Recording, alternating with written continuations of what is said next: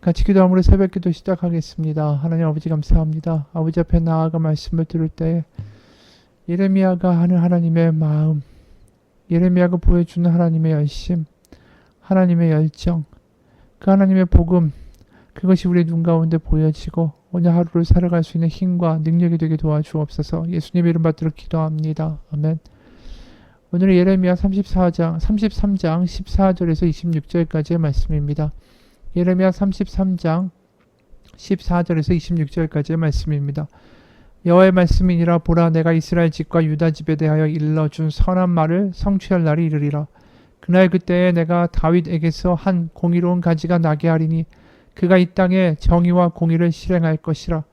그날에 유다가 구원을 받겠고 예루살렘이 안전히 살 것이며 이 성은 여호와는 우리의 의라는 이름을 얻으리라. 여호와께서 이와 같이 말씀하시니라. 이스라엘 집에 왕위에 앉을 사람이 다윗에게 영원히 끊어지지 아니할 것이며 내 앞에서 번제를 드리며 소제를 사르며 다른 제사를 항상 드릴 레위 사람 제사장들도 끊어지지 아니하리라 하시니라.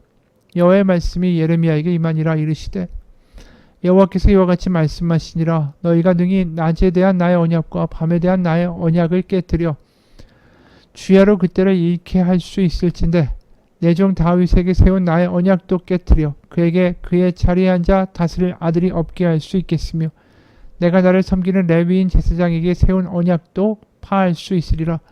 하늘의 만상은 셀 수 없으며 바다의 모래는 측량할 수 없나니 내가 그와 같이 내 종 다윗의 자손과 나를 섬기는 레위인을 번성하게 하리라 하신지라. 여호와의 말씀이 예레미야에게 임하니라. 이르시되 이 백성이 말하기를 여호와께서 자기가 택하신 그들 중에 두 가게를 버리셨다 한 것을 네가 생각하지 아니하느냐. 그들이 내 백성을 멸시하여 자기들 앞에서 나라로 인정하지 아니하도다. 여호와께서 이와 같이 말씀하시니라. 내가 주야와 맺은 언약이 없다든지 천지의 법칙을 내가 정하지 아니하였다면 야곱과 내 종 다윗의 자손을 버리고 다시는 다윗의 자손 중에서 아브라함과 이삭과 야곱의 자손을 다스릴 자를 택하지 아니하리라. 내가 그 포로된 자를 돌아오게 하고 그를 불쌍히 여기리라. 아멘. 하나님이 약속하시는 소망의 말씀은 오늘도 이어지죠. 바로 회복의 그날이 오면 이런 일이 일어날 것이다. 특히 메시아에 대한 예언이 나옵니다. 그게 14절이에요. 15절입니다. 여호와의 말씀이니라. 보라, 내가 이스라엘 집과 유다의 집에 대하여 일러준 선한 말을 성취할 날이 이르리라. 그날 그때에 내가 다윗에게서 한 공의로운 가지가 나게 하리니 그가 이 땅에 정의와 공의를 실행할 것이라. 바로 다윗의 가문에서 한 공의로운 가지가 나서 그 땅에 정의와 공의를 실행하게 될 것이다 라는 메시아에 대한 예언입니다. 이게 이미 예레미야 23장에도 나온 바가 있습니다. 23장 5절 6절입니다. 23장 5절 6절입니다. 여호와의 말씀이니라. 보라, 때가 이르리니 바로 그날이 오면 내가 다윗에게 한 의로운 가지를 일으킬 것이라. 그가 왕이 되어 지혜롭게 다스리며 세상에서 정의와 공의를 행할 것이며 바로 오늘 나온 말씀과 동일하죠. 6절에 그의 날에는 유다는 구원을 받겠고 이스라엘은 평안히 살 것이며 그의 이름은 여호와 우리의 공의라 일컬음을 받으리라.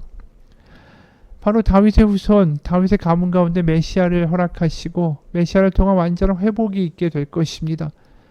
특히 오늘 본문에는 이런 말씀도 나오죠. 16절에 그날에 메시아가 오게 되면 유다가 구원을 받겠고 예루살렘이 안전히 살 것이며 이 성은 여호와는 우리의 의라는 이름을 얻으리라. 예루살렘에 새로운 이름이 주어지는 그런 일이 벌어진다라는 거죠. 여호와는 우리의 의다라는 이름을 바로 예루살렘이 얻게 될 것이다 라는 것입니다.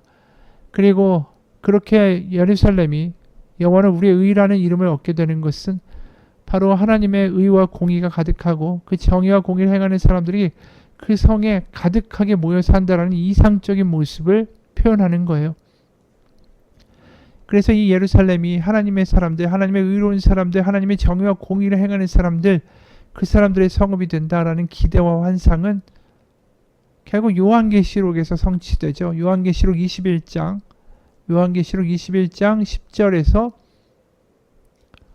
27절까지의 말씀 중에 몇 개 구절을 보겠습니다. 10절입니다. 성령으로 나를 데리고 크고 높은 산으로 올라가 하나님께로부터 하늘에서 내려오는 거룩한 성 예루살렘을 보이니, 사도 요한이 본 거예요. 11절, 하나님의 영광이 있어 그 성의 빛이 지극히 귀한 보석 같고 벽옥과 수정같이 맑더라. 16절, 그 성은 네모가 반듯하여 길이와 너비가 같은지라 그 갈대자로 그 성을 측량하니 12,000 스타디온이요 길이와 너비와 높이가 같더라.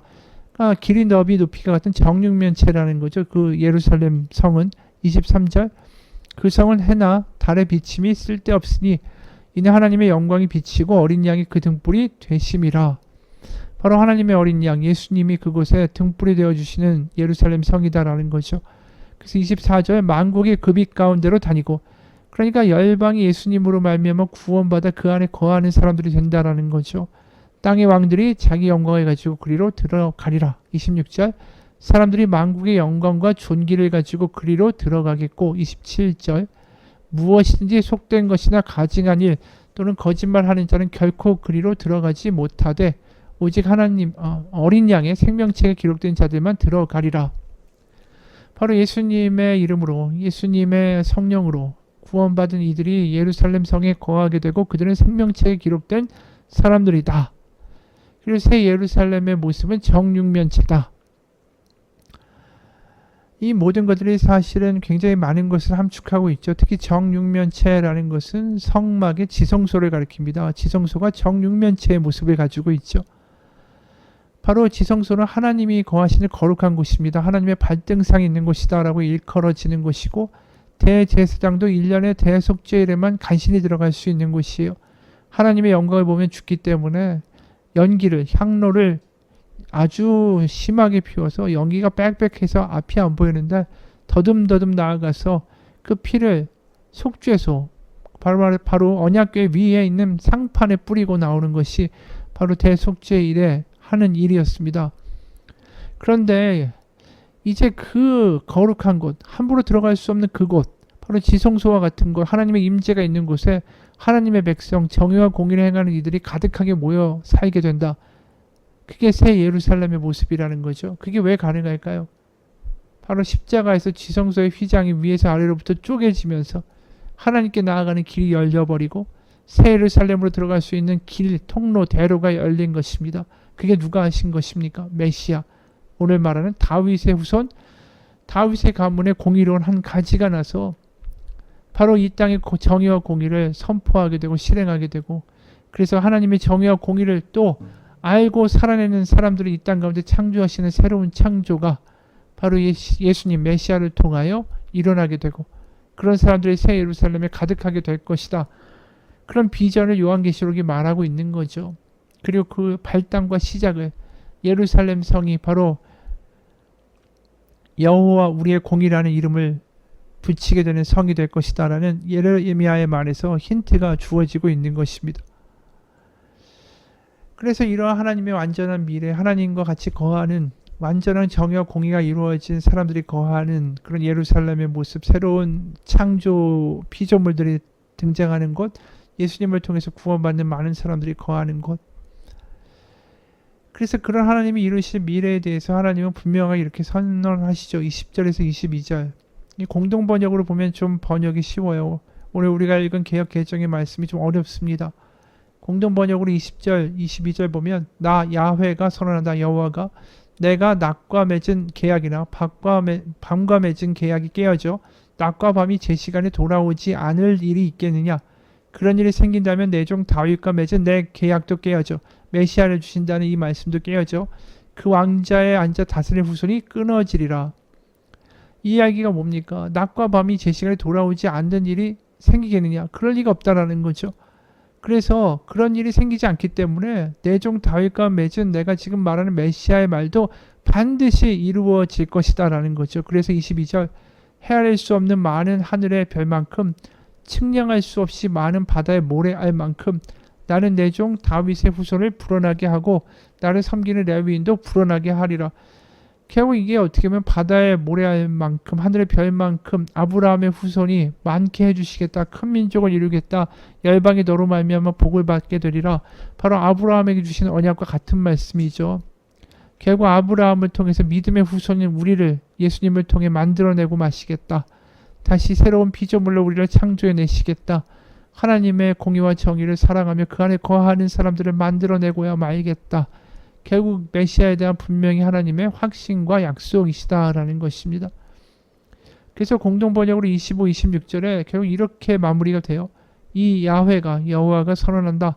낮과 밤의 계약을 맺고 하늘과 땅의 법칙을 정해준 것이 나 아니냐. 그런데 어떻게 야곱의 후손과 나의 증인 다윗의 후손을 저버리겠느냐. 그 중에서 아브라함과 이삭과 야곱의 후손을 다스릴 자를 내지 않겠느냐. 나는 이제 이 백성이 가엾어서 그 운명을 바꾸어 주기로 하였다. 아브라함과 이삭과 야곱의 언약, 바로 그 언약이 메시아로 연결되고 그것이 우리에게 연결된다. 내가 그 일을 하겠다. 이게 하나님의 오늘 말씀이죠. 오늘 말씀을 보면서 그런 생각이 들어요. 인간은 연약하다라는 거죠. 이런 놀라운 메시아를 보내주시지 않으면 우리에게는 어떠한 가능성과 소망을 만들어낼 능력이 없습니다. 바로 오늘도 말씀을 보면 메시아를 보내서 이 일을 이루시는 하나님, 소망은 오직 하나님에게만 있는 거죠. 로마서 5장에도 사도 바울은 이렇게 얘기합니다. 로마서 5장 3절에서 6절이에요. 로마서 5장 3절에서 6절 다만 이뿐 아니라 우리가 환난 중에도 즐거워하나니 인내는 연단을 연단은 소망을 이루는 줄 알미로다. 환난 중에 기뻐할 수 있는 이유는 뭡니까? 5절 소망이 우리를 부끄럽게 하지 아니함은 우리에게 주신 성령으로 말미암아 하나님의 사랑이 우리 마음에 부은 바 됨이니.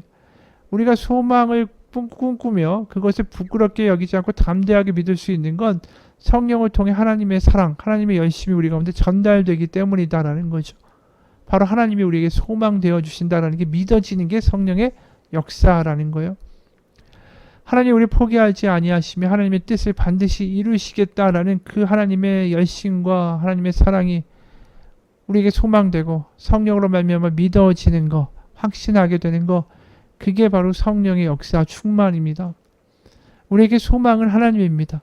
하나님이 하신다. 그것이 우리가 실패하고 우리가 연약하고 우리가 환난을 겪어도 우리가 즐거워할 수 있는 유일한 이유예요.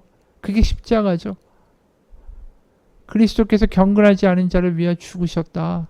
하나님은 우리가 연약한 자를 위하여 죽으셨다. 그건 하나님의 사랑이다. 하나님이 결코 우리가 연약하다고 버리시거나 환난 속에 혼자 두시지 않는다. 하나님은 결국 그분의 일을 이루시고야 만다. 승리 하나님, 소망의 하나님을 보게 되는 거죠. 어느 자식을 잃은 어머니의 간증이에요. 내 아들이 세상을 떠나고 남편과 나를 보살피며 슬픔을 나누던 사람들의 발걸음도 줄어들었다. 우리 집은 이전처럼 조용하고 정리된 상태를 되찾았다. 그러나 내 내면은 조용하거나 정리된 느낌이 전혀 들지 않았다. 어느 날 밤 배가 뒤틀리고 아프고 어지러워 침대에 누워있을 때였다. 심장이 막 뛰기 시작했고 불안과 공포감이 나를 압도했다. 나는 두려워서 곧바로 일어나 집안 반대편으로 갔다. 그러자 내 존재의 가장 깊숙한 곳 미지의 동굴에서 내 목소리인지 아닌지 모를 거친 신음과 통곡이 터져나왔다. 나는 이 감정의 깊이와 슬픔의 위력을 깨닫자 더러 겁이 났다. 바닥이 보이지 않는 깊고 어두운 구렁텅이로 내가 미끄러져 가기 시작하는 것 같았다. 아들을 잃으니까 이런 고통이 오는 거죠. 다시는 돌아오지 못할 곳으로 추락하는 것만 같았다. 솔직히 말하면 내가 과연 살아남을 수 있을지 알지 못했다. 그렇게 나는 슬픔의 고통에 흠뻑 젖어 있었고 집에 마련한 작은 사무실에 가서 내가 해야만 한다고 생각한 일을 했다. 그것은 성경을 집어들고 울부짖는 일이었다. 주님, 이 아픔을 견디지 못하겠습니다. 그래도 견뎌야 한다면 저를 위해 역사해 주세요. 여호수아서를 펴자 다음 같은 말씀이 시선이 꽂혔다. 강하고 담대하라. 두려워하지 말며 놀라지 말라. 네가 어디로 가든지 네 하나님 여호와가 너와 함께 하느니라. 앞에 무엇이 있는지 슬픔의 여정 가운데 어떠한 일이 발생할지 전혀 알 수 없었다. 요단강을 건너서 가나안으로 들어가는 여호수아처럼 나 역시 한 번도 그런 길을 경험해 본 적이 없었다. 그러나 나는 그 길에 파괴와 우물과 절망의 지뢰가 가득 묻혀 있을 거라고 확신했다. 견디기 어려운 슬픔과 비통의 발작이 언제 겉으로 또 솟구쳐 나올지 전혀 알 길이 없었다. 아들이 세상을 떠난 날부터 지금까지 그랬던 것처럼 정상적인 게 하나도 없는 삶을 앞으로 살게 되면 어쩌지? 아들을 잃은 일만 생각나면 어떻게 하지? 평정심을 다시 회복하지 못하면 어떻게 하지? 나는 의자에 털썩 주저앉아 덜덜 떨면서 말씀을 읽었다. 네가 어디로 가든지 네 하나님 여호와가 너와 함께 하느니라. 하나님께서 매우 조용하게 나의 영에게 말씀하셨다. 나는 이 슬픔의 여정의 모든 단계를 알아. 너 하나님 여호와는 슬픔의 길을 이미 다 걸어 보았단다. 나는 성경책 가장자리에 2010년 10월 슬픔의 여정이 시작됨이라고 기록했다. 여호수아의 그 말씀을 기념비로 삼고 수시로 읽기로 마음먹었다. 그때 작고 고요한 음성이 내 마음에 속삭였다. 내 딸아, 나는 네가 사망의 음침한 골짜기를 잘 지나갈 수 있도록 이끌어 주리라. 나와 함께하면 너와 내 삶이 안전할 거야. 나는 평온한 확신을 얻고 침대로 돌아가 아침까지 곤히 잘 수 있었다. 당시에는 전혀 알지 못했지만 하나님이 시작하신 치유의 여정이 시작된 것이었다.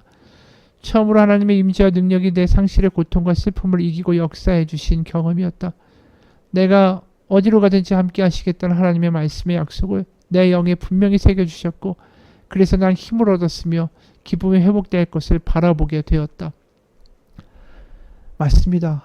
우리의 능력으로는 도저히 빠져나올 수 없는 절망의 구렁텅이 속에서 우리의 연약함 가운데 유일한 소망은 하나님입니다. 하나님이 우리를 포기하지 아니하시고 함께 하시길 원하시며 우리를 버리지 않고 우리를 구원하며 붙들겠다고 하시는 그 하나님이 우리에게 유일한 소망입니다. 그리고 그것을 믿게 하는 성령의 역사가 오늘도 우리 가운데 가득하기를 주님의 이름으로 축원합니다. 같이 기도하겠습니다. 하나님이 소망이십니다. 우리의 절망 가운데 빠져나올 수 있는 유일한 길은 하나님밖에 없습니다. 오늘도 예레미야를 읽으며 그 망가진 백성 가운데 더 이상 소망이 없는 바벨론 포로들 가운데 새로운 일을 하실 수 있는 분, 메시아를 통해서 다시 한번 하나님의 놀라운 역사를 이루실 수 있는 분, 소망을 주실 수 있는 분은 하나님뿐임이라는 것을 깨닫게 됩니다. 우리의 삶이 마치 남유다처럼 부서지고 무너지고 절망이고 힘들다 할지라도 그곳에서 소망을 주시는 하나님이 나의 하나님이심을 믿으며 이 시간 다시 한번 꿈을 꿉니다. 하나님 성령으로 우리 가운데 역사하셔서 지금도 일하시는 하나님, 열심히신 하나님, 사랑의 하나님을 경험케 하시고 만족케 하여 주옵소서.